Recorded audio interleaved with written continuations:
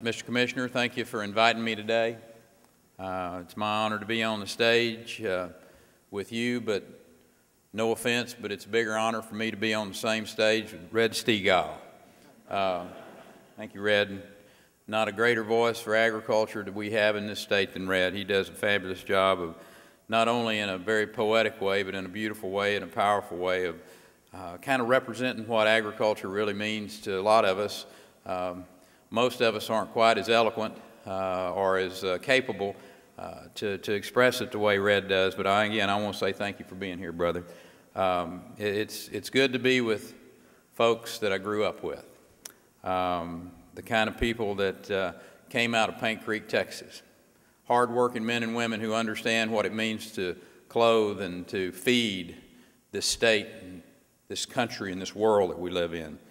And, you know, there's nothing quite like the family farm or ranch, especially in Texas.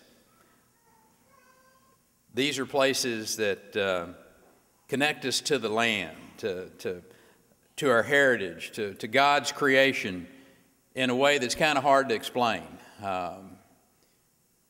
No offense to those other lesser 49 states, but there's just something special about Texas.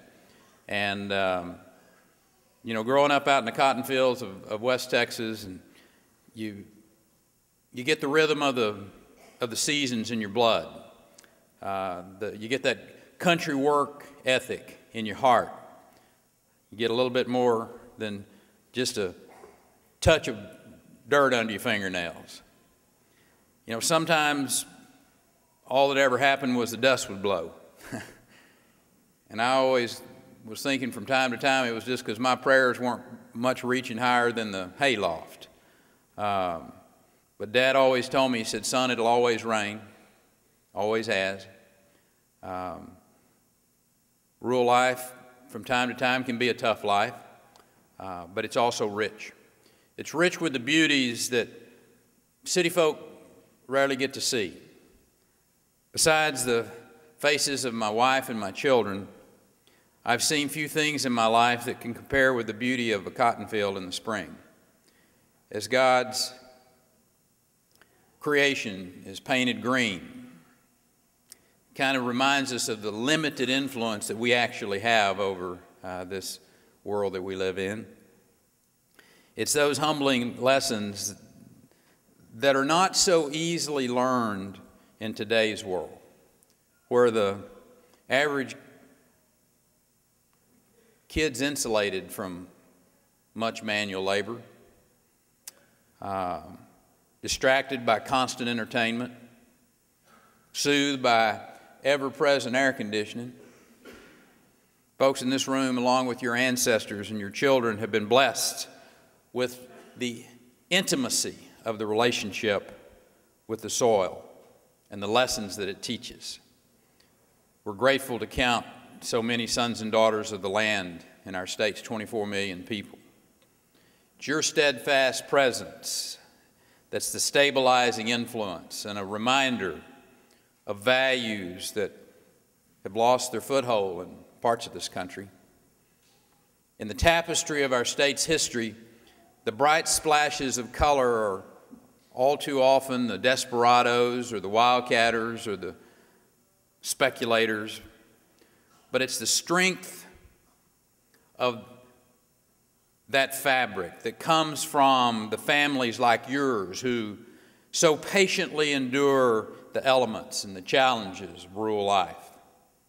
Our state has 230,000 farms and ranches, folks like you that are coaxing a living, coaxing the food and the fiber that feed the rest of the country on about 130 million acres.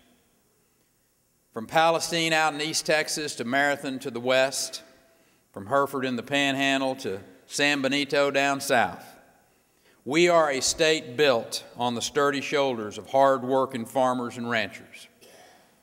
As I look back over my life, I perhaps have my fondest memories of agriculture, whether it was back living on the farm with my mom and dad or whether it was as the Ag Commissioner. During my tenure in that office, I used to really look forward to the Family Land Heritage Program because it gave me a chance to look those solid citizens in the eye, reconnect with the work ethic and worldview that is very special and very unique for those who live in our rural areas. Since 1974, Texas has honored about 4,400 families, their ranches and farms, for maintaining their heritage and their agriculture production for 100 years or more. That represents a whole lot of plowing and cultivating, harvesting, vaccinating, branding, and yes, palpating. I told somebody that palpating pretty much got me ready to come down here and work in the legislature, Todd. You know, it also includes a lot of mornings started way before the sun come up. Knuckles bloodied when the wrench slipped off the boat. A lot of dinners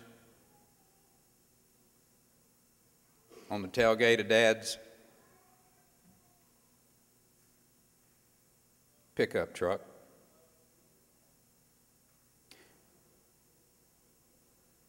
You see, your land is more than your livelihood.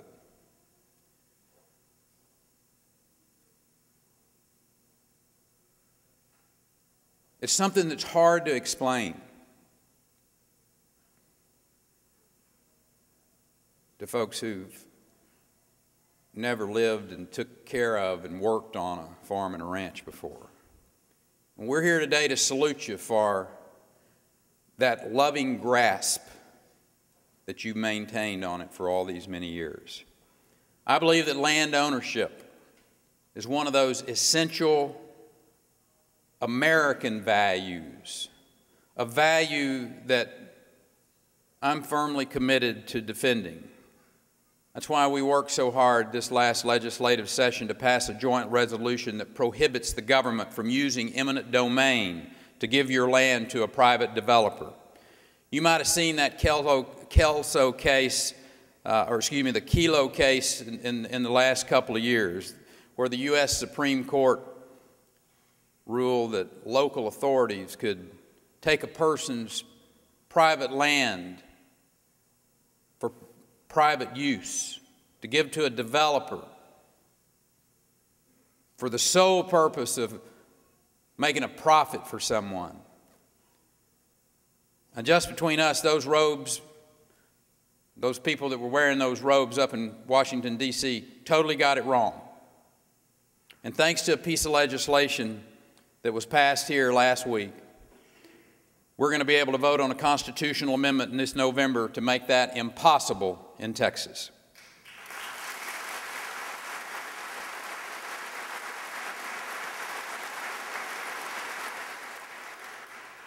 If you want to be the first one to vote for that amendment, you better get up early on the first day of early voting to beat me. To all of our honorees here today, I want to congratulate you for representing the most enduring values of our state. I want to commend you for your longevity, your stick-to-itiveness. Congratulations on your heritage, and thank you for all that you do to sustain our state, our nation, and this world. God bless you. God bless your families. And if we have anything to do with it here in Texas, 100 years from now, those family farms and ranches will still be flourishing in the great state of Texas. God bless you, and through you, may God continue to bless the great state of Texas.